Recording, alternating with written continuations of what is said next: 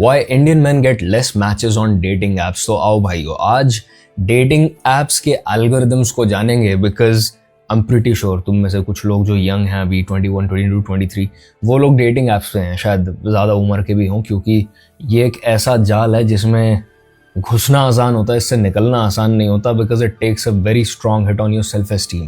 तो यप, इसके ऊपर वीडियो देखते हैं। It's by AV TV. Okay, imagine a world where 97% of living species don't form any lasting partnerships. Now imagine being a part of the 3% that does. That's us humans. You know, we're one of the few mammals that form long-term cooperative partnerships. But why? What is it that makes us so different? So it's something called pair bonding. You know, our brains, they basically figured out that forming strong attachments, working as a team, sharing resources, and creating family units boosts our chances of survival. So our brains started releasing happy hormones like oxytocin and vasopressin to facilitate these bonds, evolving our social intelligence and cooperative skills. I mean, in a way, we've literally... Social intelligence and cooperative skills are the key words here. मेरे ख्याल से one of the reasons why the modern relationships or the dating scene is not working right now is because लोग अपने bedrooms के comfort से, अपने comfortable zone में बैठ के और पूरी दुनिया से बातचीत कर पा रहे हैं। तुम्हें बाहर नहीं निकलना पड़ता किसी से बात करने के लिए, वो एंग्जाइटी से होके नहीं निकलना पड़ता किसी को अप्रोच करने के लिए। तो तुम्हें किसी भी तरीके से ना ही कॉम्प्रोमाइज़ करना पड़ रहा है, ना ही अपने एनर्जी को चेंज करना पड़ रहा है, और ना ही तुम्हें कोऑपरेशन आता है, क्योंकि एक लेवल ऑफ एरोगेंस बिल्ड हो गया है कि भाई मैं किसी के लिए क्यों चेंज हूं जब things are working for me like this. Specially in case of women, क्योंकि उनके पास इतने ज़्यादा चॉइसेस होते हैं सोशल मीडिया पे। I think that's one of the problems right now. Hardwired the quest for a soulmate into our DNA to the point where people who don't find a partner or don't find love have shorter lifespans on average, says this paper. 50% increased likelihood for survival for participants with stronger social relationships. तो तुम जो लड़के लड़कियां एक दूसरे को सारा time गाली बकते हो, तुम लोग जल्दी चिता पे लेटने वाले। What people don't understand is कि लड़का या लड़की होना comes with his own pros and cons.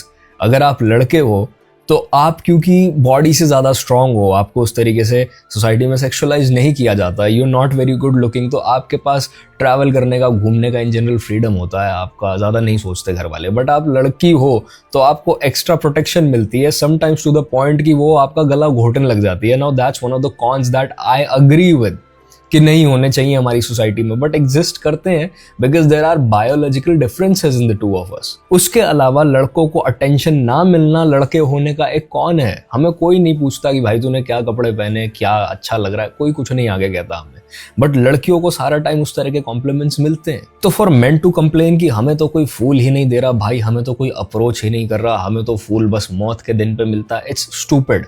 It's just as stupid as women saying अगर मैं लड़का होती तो मैं ये कर। भाई stop doing all of this, stop blaming people. मैं मानता हूँ जो आपके साथ हुआ, घटित हुआ, जो आपके पेरेंट्स ने या उनके पेरेंट्स ने कर दिया वो सही नहीं था, बट उनको जो पता था उन्होंने किया। अब आप आगे की जनरेशन के लिए वो चीज़ ठीक कर दो।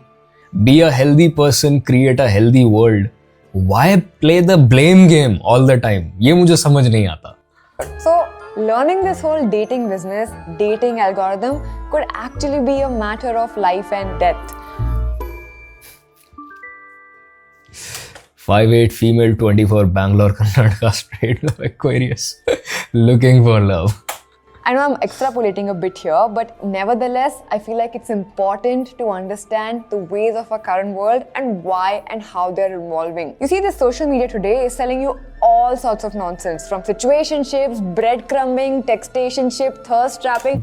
What is textationship? A relationship bound strictly to text messages with the absence of an actual physical connection. Okay, so exactly what I was talking about कि आप अपने bedroom के comfort से रह के अपने partner से या सारी दुनिया से बात कर रहे हो, तो that's what it is, कि आप real life में actually मिल नहीं रहे हो। Lockdown relationships कह सकते हो तुम। I mean, how can we all be so stupid to fall trapped to these dumb games? Have you ever stopped and asked yourself, who creates all of this? Who benefits from all of this? Is it really you? or the businesses making money off you. Because by the way, they are making shit tons. You know, Indians by end of 2024 will be spending around $400 million on dating apps. Great business opportunity, capitalizing on people's loneliness and suffering for sure. But if you're a Navy subscriber, it is my duty to share the tough truths about life, survival, relationships, why they are so important, how do you find one, when and how should you start thinking about all this, because at some point you will have to. 5'4" male, 23, Chennai. Yo, someone swipe right already. Gemini 2 भाई, तेरा कोई chance नहीं है. I was talking to a friend recently who was sharing how he created a new Tinder profile a few weeks back, and the number of matches he got was abysmally low as opposed to the number of people he swiped right on. He was like, bro, You know what? एक बार you're over this whole FOMO feel करना ना from dating apps and all of this, and you understand ये actually कितने evil businesses हैं, कितने evil apps हैं. You should try going back to these app once और ना बस लोगों की प्रोफाइल्स पढ़ना. तुम्हें इतनी हंसी आएगी ना, आई स्वेयर. इतने ट्राई हार्ड्स घूम रहे हैं भाई, इतने ज्यादा डेटिंग एप्स पे, तुम हंसोगे, बुरी तरह हंसोगे. I don't think I'm that ugly or repulsive. Why are these girls not swiping right? It's literally taking a hit on my self-confidence. And you know, that's when I was like, shit, this must be the case with so many people. So many folks on these apps must be feeling this way and tying their self-worth to these dating apps without even understanding the basic economics of dating apps or how these algos actually work, because it's totally unrelated to your value, by the way. I, for one, honestly thought that it was universal truth that everybody knew that dating apps only make money if you stay on them. So it's inherently in their business model to keep you swiping and not find you the perfect match, because then you leave the app. Then how do they make money? In fact, you know, just in February, Match.com, which owns all of these dating companies, by the way, was sued for this very issue. The allegations were that the predatory business model of dating apps like Tinder, Hinge defrauds those looking for love and fearful of missing out with an algorithm that rewards compulsive use of its platforms and makes them pay hundreds and hundreds of dollars a year. I mean, लोग कैसे ये चीज नहीं समझ पा रहे. Like, it's a rabbit hole basically. आप dating app पे गए, dating app will make sure कि वो आपको इस लेवल पे डेस्परेट कर दे कि आप उनका प्रीमियम खरीद लो. And once you buy premium, आप उसमें जाल में और ज्यादा डीप में फंस चुके हो. You stepped into quick sand eight that point. क्योंकि जैसे ही आपके वो प्रीमियम के सुपर लाइक्स खत्म होंगे, आपको किसी भी तरीके के मैचेस आने बंद हो जाएंगे, क्योंकि वो आपकी प्रोफाइल की विजिबिलिटी को और नीचे कर देगा. क्यों कर देगा? बिकॉज अगर तुम्हारा प्रीमियम खत्म होता तो उनको नुकसान होता है, और वो ये बात समझ जाएंगे कि तुम इस लेवल पे ऑलरेडी डेस्परेट हो चुके हो कि तुमने प्रीमियम खरीद लिया है.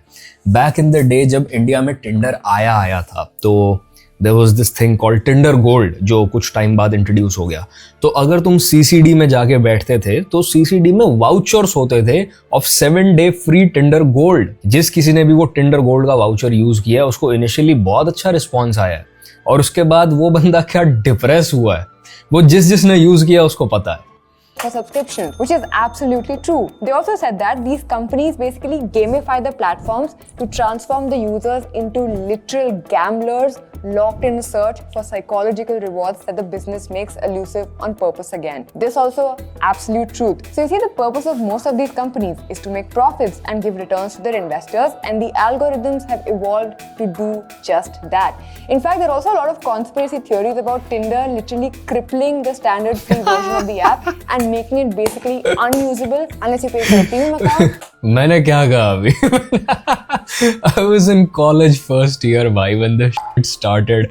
Maybe शायद उससे पहले हो गई हो, I never paid attention to it. But भाई, ये super likes, Tinder Gold, ये Hinge पे roses भेजना, ये कुछ नहीं है, ये जाल है. ये तुम्हें बेवकूफ बनाने के काम है, कुछ भी नहीं है. ये स्कैम है ये सब. Or add-ons like super likes and boosts. There are also people who are coming up with all sorts of absurd strategies to get matches. Look at this. The trick: for every girl you like, reject 5 girls. Or in simple terms, have a very high standard for the girls. Tinder algorithm will see that you're not satisfied with a lot that you've gotten and improve its blah blah blah matches जो भी हैं, will also think that you're some hot shot and make you appear more on girls Tinder. हाँ, तो basically actually algorithms ऐसे ही काम करते हैं. They are just like gambling apps, क्योंकि गैम्बलिंग का एक साइकोलॉजी समझो कि जैसे ही हाउस को ऐसा फील होगा या उस एल्गोरिदम को ऐसा फील होगा कि तुम क्विट करने वाले हो, वो तुम्हें एक स्मॉल विन देगा. सेम इंस्टाग्राम एल्गोरिदम रील्स ऐसे ही काम करती हैं. जब तुम 5, 6, 7 रील्स स्क्रॉल करके बोर होने लग जाओगे ना, तो तुम्हारे डोपामिन सेंटर्स को दोबारा से इग्नाइट करने के लिए, लाइटन अप करने के लिए तुम्हें एक तुम्हारे इंटरेस्ट की रील दी जाएगी. And that's how you end up spending hours on social media without even realising कि तुम कब से स्क्रॉल कर रहे हो. ये जो light reward in between waste of time वाला जो एल्गोरिदम है ना, ये ऑलमोस्ट सारे सोशल मीडिया एप्स यूज करते हैं. टिकटॉक, इंस्टाग्राम और इवन डेटिंग एप्स, क्योंकि यहाँ तो ऑब्वियसली बहुत मोटा बिजनेस चल रहा है. लोग जितना डेस्परेट होंगे वो 100 लाइक्स पूरे करने के चक्कर में, यार वो 100 का लॉट अच्छा नहीं आ रहा, मेरे लाइक बढ़ जाएंगे तो मैं ज्यादा लड़कियों को स्वाइप कर पाऊंगा, ये दिमाग में चलता रहता. For women it's easy, it's a rigged game, it's made for men to lose. क्योंकि फिजिकल एस्पेक्ट्स पे जज हो रहे हो तो तुम स्टूपिड चीजों से अपना सेल्फ वर्थ अटैच कर लेते हो. तुम कहते हो मेरी इस एंगल से फोटो सही नहीं आई, अगर मैं इस एंगल को हटा दूं तो,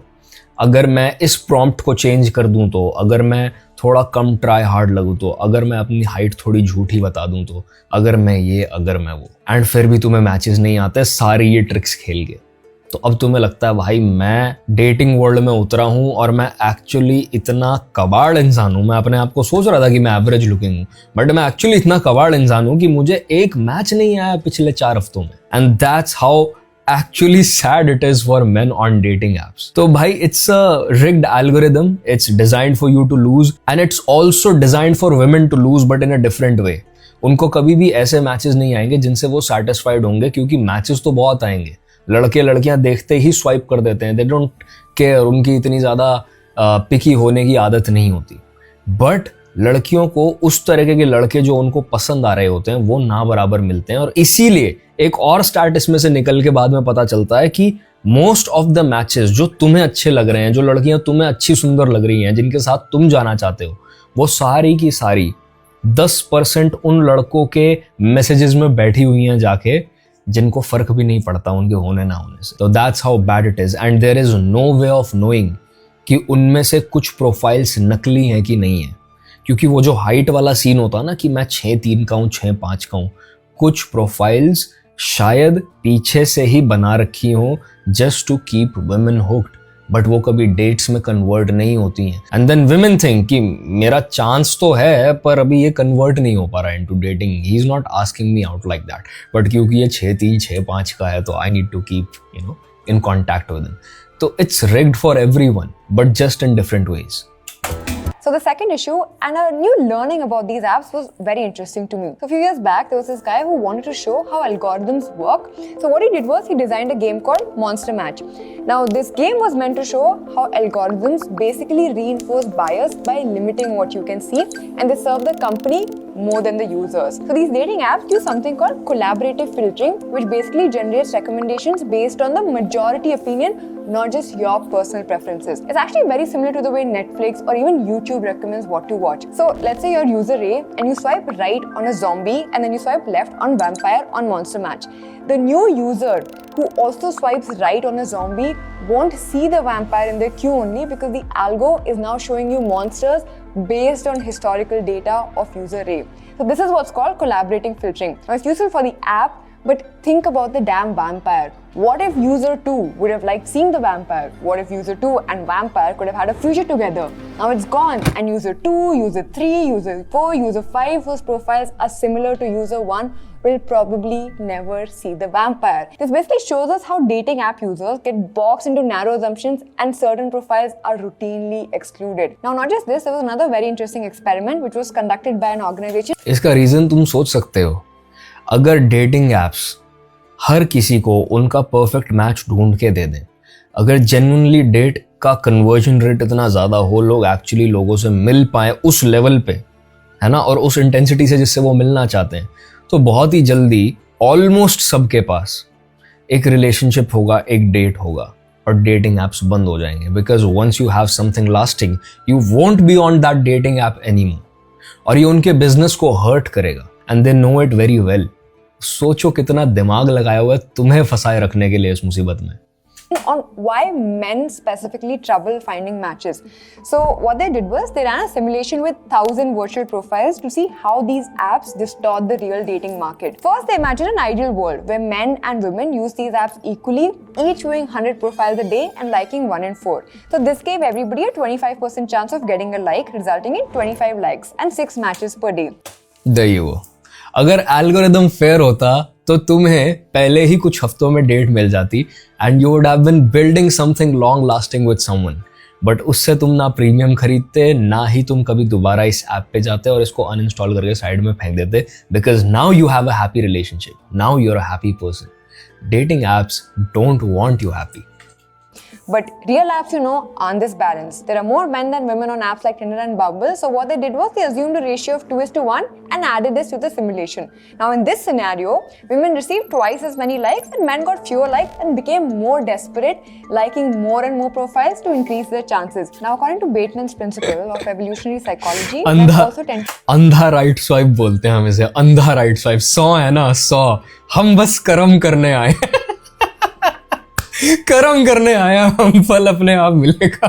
be less picky when compared to women in picking a short-term partner. So due to this and also to just match more, men like profiles nearly 3 times as often as women, according to a New York Times article. So when they put all of this data in the simulation, women received 92 likes on average, while men got just 7. Now, one thing that we haven't considered till now is attractiveness. In reality, some profiles are more attractive than others, and a small number of users get the majority of these likes. Data from an engineer at Hinge showed that 50% of men's likes go to just 25% of women, while 50% of women's likes go to only 15% of men. Now, मैंने अभी क्या बोला, ये जानबूझ के करते हैं ऐसे। अच्छा, एक प्रॉब्लम इसमें ऑब्वियसली ह्यूमन साइकोलॉजी का भी है, it's not just the apps, क्योंकि जब आप हॉट पिक्चर्स डाल के इतनी सुंदर दिख के और अपनी प्रोफाइल पे बैठी हो ना, और आपके पास इतने मैसेजेस पड़े हुए हैं पेंडिंग जिनको आपने खोल के भी नहीं देखा है, तो your expectations from the dating market are now off the roofs. आपका सेल्फ एस्टीम छत फाड़ के बाहर निकल चुका है, आप ओवर कॉन्फिडेंट हो चुके हो at that point, because let me say this in very clear terms, even the ugliest of girls get a shit ton of matches on dating apps.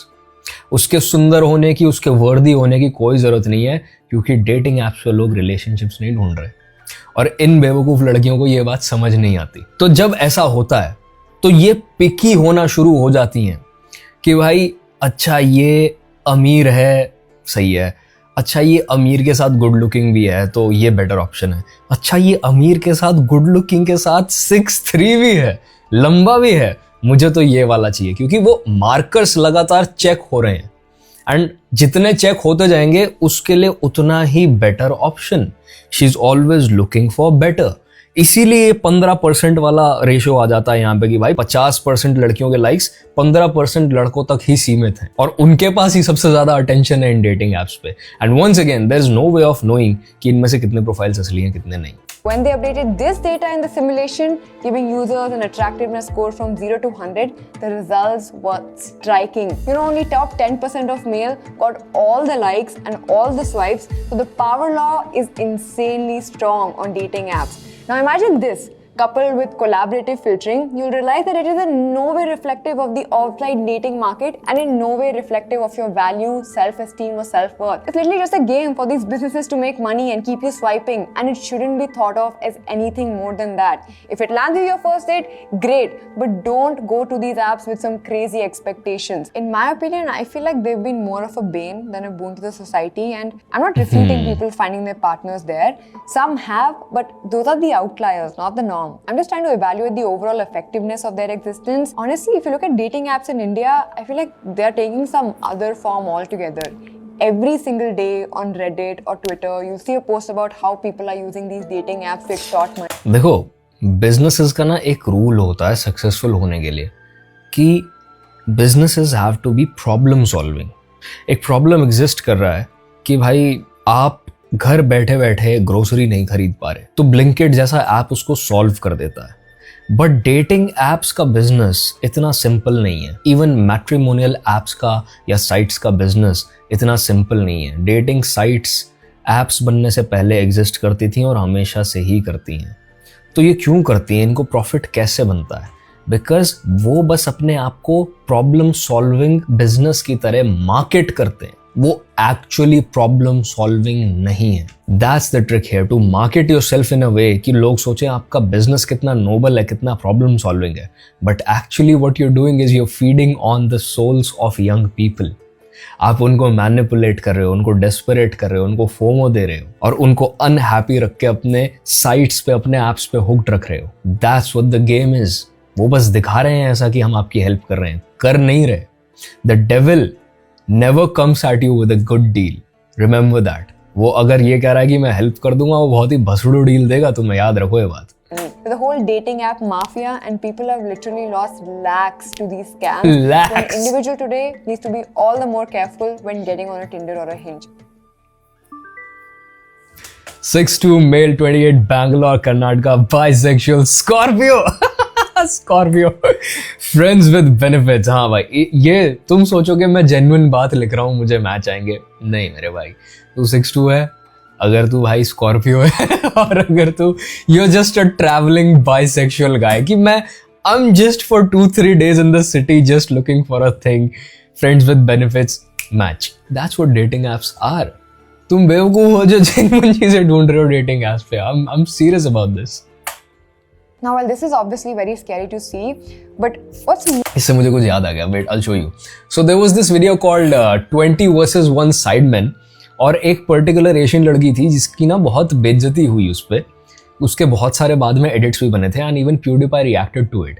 तो मैं तुम्हें दिखाता हूँ क्यों मुझे याद आया इस पूरी हाइट वाली चीज़ से। पॉइंट आ गया जहाँ पे सबसे ज़्यादा लड़के उस ग्रुप में से उठ के गए हैं एंड वो हाइट वाला पॉइंट था। Watch this, it's like hilarious. I'm 5'6". Matt says, oh fuck. Pretty tall for an Asian girl. Chat देखो तुम लड़कों की। Yes, you are true. Here we go. Fuck, it's over. It's happening. 5'8". Oh snaps, lol. I knew it. With a tall personality.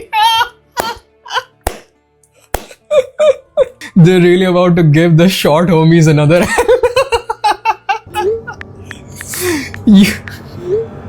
You gotta be at least 5'10".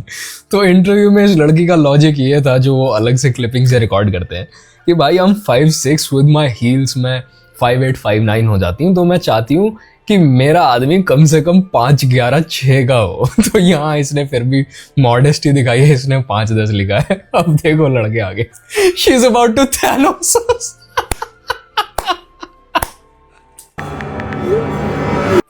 Half the population Thanos has stricken.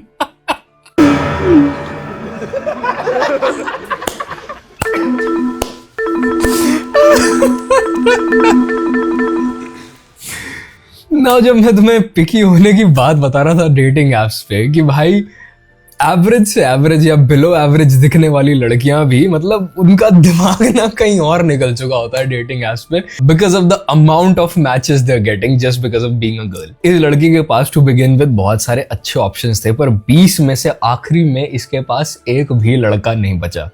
क्यों नहीं बचा?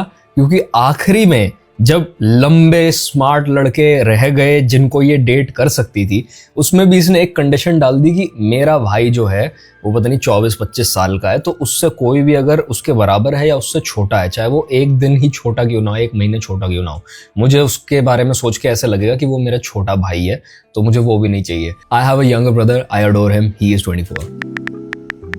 How old are you guys? Like, they could be the hottest person in the room, and if they tell me they're even a month younger than me, I'm just like, oh, I just see my brother and it's like, oh, you would. It is a thing for girls, okay? They like older men. और ये एक बहुत ही biological चीज़ है। But जब आप बाकी चीज़ों के साथ इतने पिकी हो रहे हो और उसके बाद आपके पास कुछ 5-6 मैचेस बचे हैं, उसमें भी आप ये कंडीशन डाल दोगे तो भाई फिर खत्म है game. Not date my brother. 20, but my friends say I am mentally 25.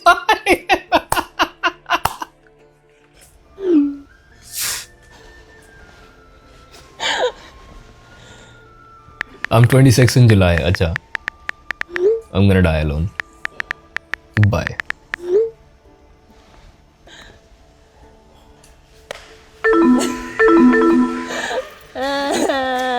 You're gonna be single for a while. That was rude. No, that was not rude. He just gave you a reality check. क्योंकि आप इंसान थोड़ी ढूंढ रहे हो, आप ढूंढ रहे हो पिक्चर परफेक्ट मैच. आपने जो इंस्टाग्राम पे देखा है, आपने जो मूवीज में देखा है, अरे मूवीज में जानबूझ के डायरेक्टर्स बुक्स से मैच करने के लिए इस तरीके का लंबा एक्टर और छोटी एक्टर ढूंढते हैं कि वो वैसे ही दिखें. रियल लाइफ में आपके क्या चांसेस हैं इतना लंबा इंसान ढूंढने की जिसके पास बॉडी भी हो और पैसा भी हो? ना बराबर. बट इनको कौन समझाए? That my boys is dating world for you. More worrying to me is that these apps are inherently changing the very fabric of relationships. Firstly, what they do is they prolong the whole pre-commitment stage. It's literally like you have to go through tens of levels to just make it to a relationship. Be good looking, be charming. एक कौन सी बात है कि भाई अगर good looking आदमी flirt मारे तो फ्लर्ट है, और अगर बदसूरत आदमी फ्लर्ट मारे तो harassment.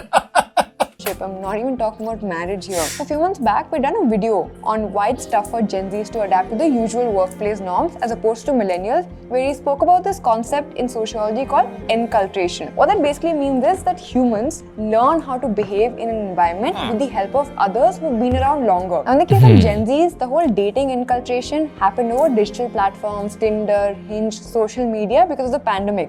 So that kind of became the norm for them. But I feel like it's these same dating apps that have made relationships super transactional today. People now are increasingly treating intimacy and emotional connection as products that can be consumed rather than bonds to be nurtured.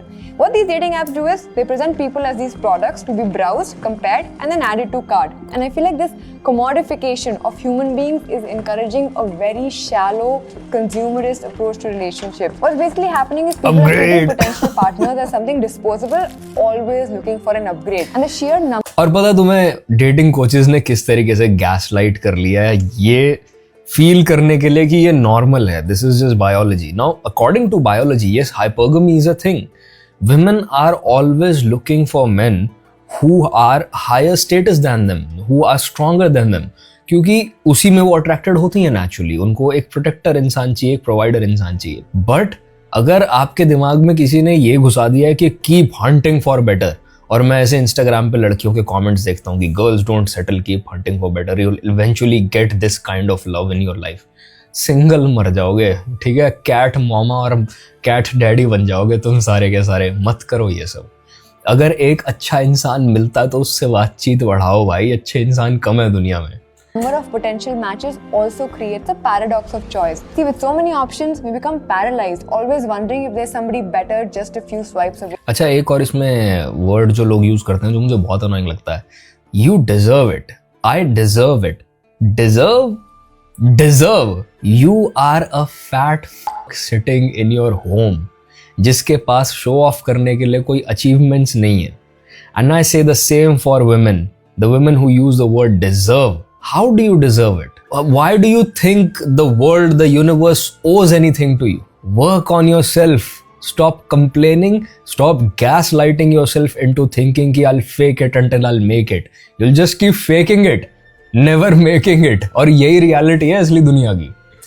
And this is what's preventing people from fully investing in any one connection. You know, people are literally forgetting that the best established predictors of how a romantic relationship will develop can only be known after the relationship begins, which most of the people are not even reaching at. These apps, honestly, are just making people waste their time.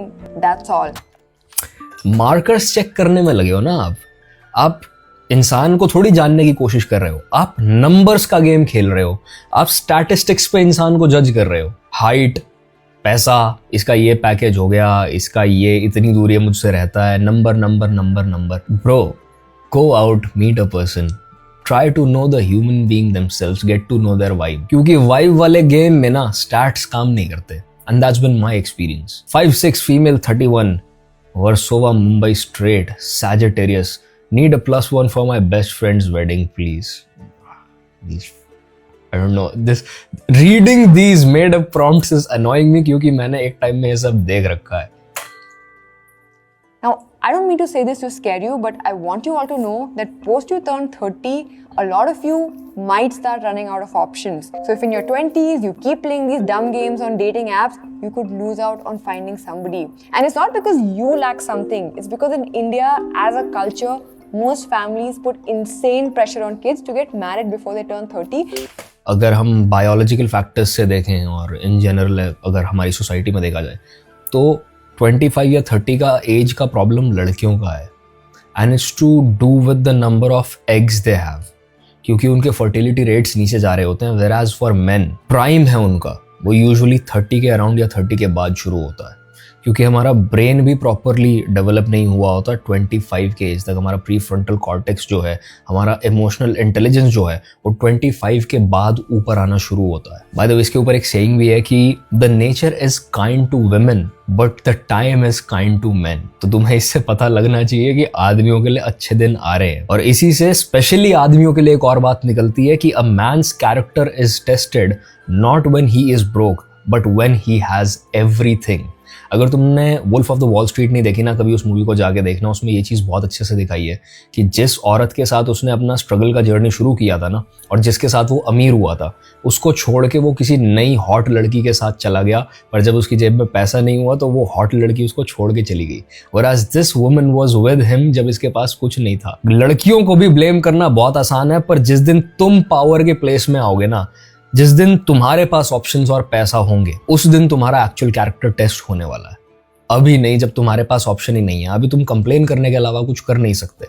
Even to it. So the pool of people who you could form long-lasting relationships with you had when you're 26 or 27 keeps reducing as you get older.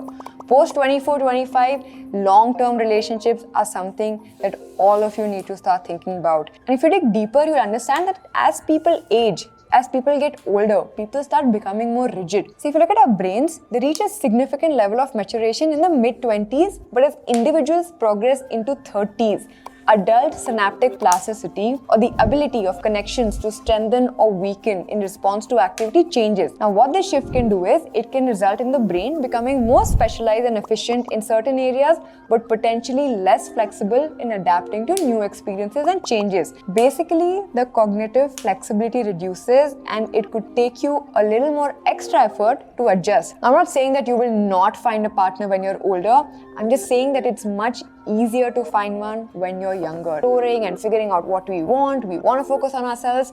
Great. Figure out your career, learn some skills, but don't not invest in long-term relationships once you're done so. And when I say invest, I don't mean go make dating app profiles. I mean actually putting in the effort to try and form a long-lasting relationship. This is physically going and meeting people, communicating rather than just texting, actually putting in time, getting to know the other person. Men and women both need to understand कि early 20s लड़कों के लिए dating के लिए बने नहीं है, क्योंकि भाई तुम्हारे साथ की जो लड़कियां हैं ना, उनको तुम्हारे हमेशा से सीनियर पटाके जा रहे हैं, और इन लाइफ भी तुम्हारे सीनियर ही पटाके लेके जाएंगे उनको, क्योंकि वो तुमसे ज़्यादा सेटल्ड हैं. They are better providers, they are emotionally more stable. तुम्हारे बिल्डिंग ईयर्स चल रहे हैं, तो the dating world is not for you, it's not going to be successful for you. And for young women I think they miss the whole point of being in power. The nature gives you power in your early 20s, in your prime. The reason why you get so much attention is so that तुम उन सारे झल्लों को filter out करके एक ढंग का आदमी ढूंढ पाओ अपने लिए, who will protect and provide for you, who will respect you and love you. But तुम अगर उस टाइम को वेस्ट कर रहे हो हुकअप्स में, रैंडम लोगों को जानने में, बिकॉज भाई मैं जिस पे हाथ रख दूं मुझे तो वही मिल जाएगा. How dare my ex dump me, मैं इसको दिखाती हूँ मुझे कल ही नया लड़का मिल जाएगा. And then you do whatever you do.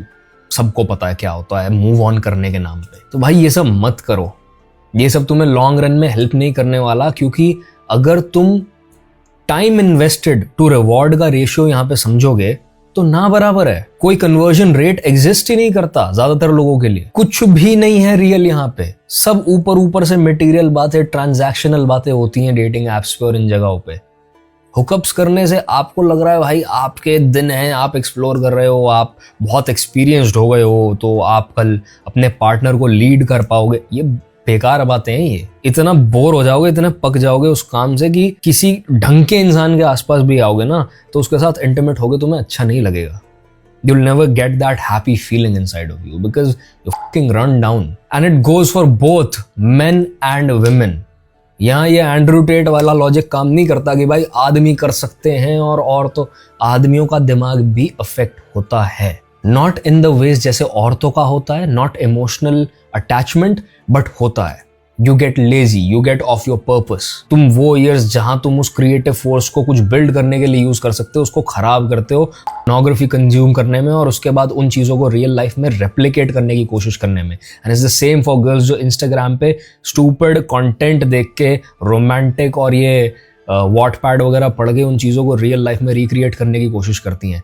It does not happen in real life like that. You know, a lot of people have this absurd idea that relationships or love is something that you're just supposed to fall into or stumble upon because that's how the movies show it.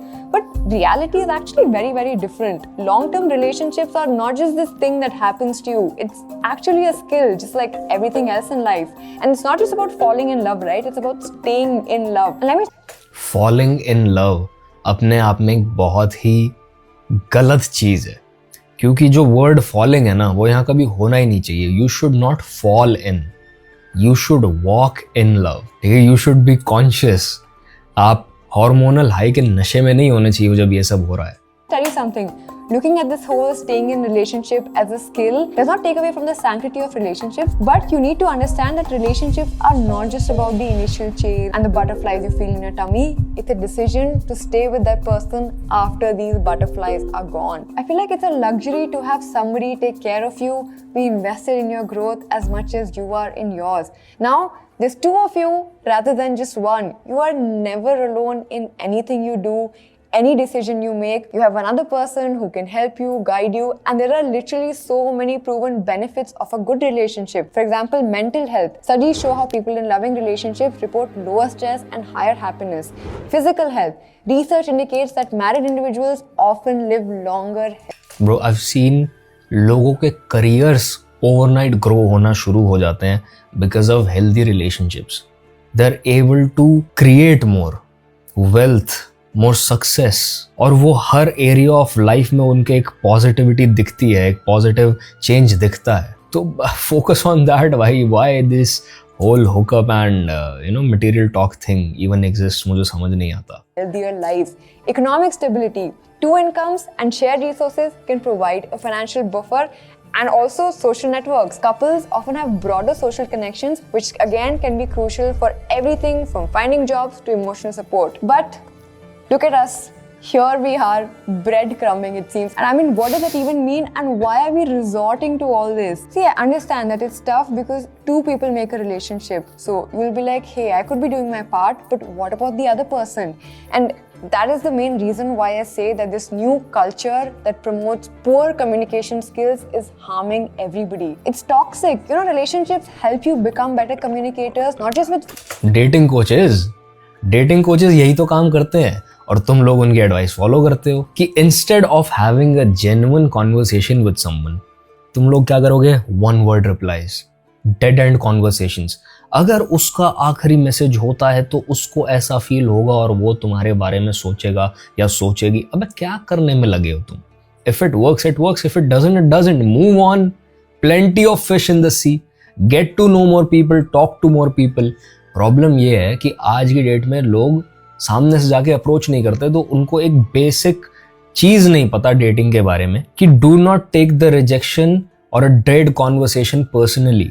आप कभी कभार सामने से जाके किसी से बात करोगे, वो आपको बहुत वार्मली ग्रीट करेगा, आपको आपके कॉम्प्लीमेंट के लिए थैंक यू बोलेगा, आपसे आपका नाम पूछेगा। और कुछ लोग होंगे कि why you even talking to me. दोनों ही चीजें पर्सनल नहीं है।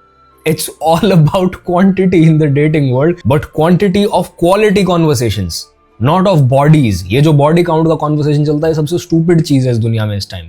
friends, but at work as well. But here people are promoting not talking, ghosting. It's so stupid, right? You know, people on Twitter, Reddit promoting all of this are probably young and haven't faced any adversities in life.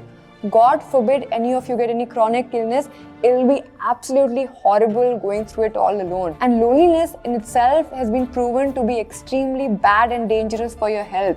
Having meaningful relationships is a basic human need people avoid for far too long, only to realize that now they're too scared to form any sort of connection because of fear of rejection. You know, it's an actual phenomenon which was explained by a researcher where he says that when we feel isolated, our brain becomes more sensitive to social stimuli. It's like how you become more sensitive to bitter tastes when starving because those tastes are associated with poisons. So what loneliness does is it heightens your alertness to social danger, making you wary of connecting with people. So because you felt lonely, now you're scared of forming a connection. In turn, you don't even try, which I feel like just makes the issue all the more worse.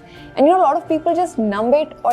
This also happens right after a breakup. जो लोग अपने आप को झूठ बोलते रहते हैं ना कि भाई I am over her, I am over him, मुझे फर्क नहीं पड़ता, मुझे तो याद भी नहीं आती, मैंने ये मैंने वो. भाई stop lying to yourself. The first part of healing yourself, the first step of healing yourself and really healing yourself is accepting कि तुम हर्ट हो. जब तुम ये करते हो ना, then you close off to the people. तुम ये रैंडम स्टूपिड गेम्स खेलने लग जाते हो because you too scared to be yourself. तुम्हारे दिमाग ने इस बात को रजिस्टर कर लिया कि भाई because I was my self, because I was so giving, तो इस इंसान ने मेरा फायदा उठा लिया और इसीलिए मुझे दोबारा से किसी और के साथ गिविंग नहीं होना. एंड नाउ तुम एक टेक्स्ट बुक इंसान बन चुके हो डेटिंग वर्ल्ड के, जो तुमने कहीं वीडियो वगैरह देख के सीखा है. अगर तुम हील्ड नहीं हो, give your self time, focus on your self. जब उस इमेज से उभर जाओ, जब तुम अपने आप को पीछे देखो और तुम्हें लगे कि यार ये वाला जो बंदा या ये वाली जो बंदी थी ना, ये तो मेरे आसपास भी नहीं है, you will carry on the positive traits of that person, that old image of your self. और जो नए में तुमने बिल्ड कर लिया है, अपनी फिजिक, अपनी पर्सनालिटी, अपने बातचीत करने का तरीका, कुकिंग, गिटार, पता नहीं क्या क्या स्किल्स, वो सारी भी एक एड ऑन हो जाएगी तुम्हारी पर्सनालिटी में, जिससे तुम्हारा कॉन्फिडेंस एक अलग ही लेवल पे होगा. अब तुम्हें पता है कि भाई मैं सूखे पौधे में पानी डाल रहा था इसलिए उस पर फूल नहीं आया, मैं सही में डालता तो आ जाता. It's that simple. बट लोग क्या करते हैं, relationship to relationship, monkey branching, hookups to hookups. क्यों? Hookups help move on. ये लॉजिक चलता है आजकल दुनिया में. Deny this feeling of loneliness because it's just easier to sit and scroll on YouTube or Instagram, right, than go out and actually form real connections. It's easy to be fighting in comments on social media, getting dopamine hits from that, but the easy way out is not always the best way out. And I worry because all the problems that you see in the West eventually show up in India because we take a lot of inspiration from the West. And they are right now going through a loneliness epidemic, extremely high divorce rates, no relationship. Exactly. Everybody is just about me, myself and I, and then suffers once they get older. And I really genuinely don't want the youth, our Indian Gen Z, to go through this in their lives. So the question... Guys, west के लोगों से कुछ भी मत सीखो. इनके दिमाग खराब हो चुके हैं. इनके स्कूल में बच्चे शूटिंग्स कर रहे हैं. मतलब तुम समझ रहे हो, it's like the cyber punk world game वाला, कि लोग ना धीरे धीरे पागल हो रहे हैं, साइबर साइकोसिस हो रहा है उनको ज्यादा डिजिटल वर्ल्ड में रहने की वजह से. रिलेशनशिप्स के ऊपर एडवाइस इतनी खराब देते हैं ये लोग और बाकी दुनिया मान रही है. कमाल की बात. भाई मैं तो 30 की हूं, मैं सिंगल हूं, आज भी मुझ पे यंग लड़के हिट करते हैं. कल भाई वो लड़के तुम्हें घर ले जाके अपनी माँ से मिलवाने के लिए तुम पे हिट नहीं कर रहे हैं, वो बस तुम्हें हिट करने के लिए हिट कर रहे हैं. आप समझदार हो तो आप इशारा समझ रहे हो. तो भाई इनसे एडवाइस लेनी बंद कर दो, क्योंकि ये वेस्टर्न कंट्रीज में रहने वाले ज्यादातर लोग अपना मानसिक संतुलन खो चुके हैं. 30 के बाद लड़कियों के लिए सिंगल होना डिप्रेसिंग होता है, स्टडीज शो दिस. और आदमियों के लिए भी बिना औरतों के जीवन निकालना डिफिकल्ट होता है और बहुत ही लोनली होता है. वो उस बात को एक्सेप्ट करें ना करें, दोनों ही साइड पे तुम्हें वो वाले लोग मिल जाएंगे जो दिखाएंगे कि अरे I am 50 and single and very happy और मुझे कोई फर्क नहीं पड़ता, अच्छा मैंने शादी नहीं की, और फिर एक कैमरा बंद करके रो रहे होते हैं. कितने इन्फ्लुएंसर्स हैं ऐसे जो कर गए जबकि उनकी लाइफ परफेक्ट दिखती थी सोशल मीडिया पे, जबकि वो सारा टाइम हैप्पी दिखते थे. तो ये सब झूठ बिलीव मत करो जो तुम रील्स में देख रहे हो, ये झूठ है. अनहेल्दी चीजों को नॉर्मलाइज करने की कोशिश है ये. लोग अपनी हाँ में हाँ भरवाने के लिए अपने प्लेटफॉर्म को यूज करने लग गए हैं आजकल कि हाँ मैं तो बर्बाद हुई, पर अगर मेरे साथ 4 लोग और बर्बाद हो जाएंगे तो ये मेरी बर्बादी जो है वो जस्टिफाइड है, तो फिर मैं सही हूं क्योंकि देखो कितने लोग मुझसे अग्री कर रहे हैं. वो ये दिमाग नहीं लगाते कि कॉन्वर्सेशन शुरू ही मैंने की है. इसीलिए वो कहावत है कि मिजरी लव्स कंपनी. मिजरेबल लोगों से दूर रहो, डिवोर्स लोगों से दूर रहो, अनसक्सेसफुल या एम्बिशियस लेस दोस्तों से दूर रहो, ये बहुत रियल एडवाइस है इस लाइफ की, क्योंकि तुम्हारा ब्रेन वैसे वायर होना शुरू हो जाएगा फ्यूचर के लिए. Becomes, what do we do? Is there a solution? How do we form meaningful relationships? The remedy, as I've said multiple times, it's back to basics, back to offline real world connections. And you know, I was recently seeing how a lot of cities are coming up with new innovative ways to make people meet.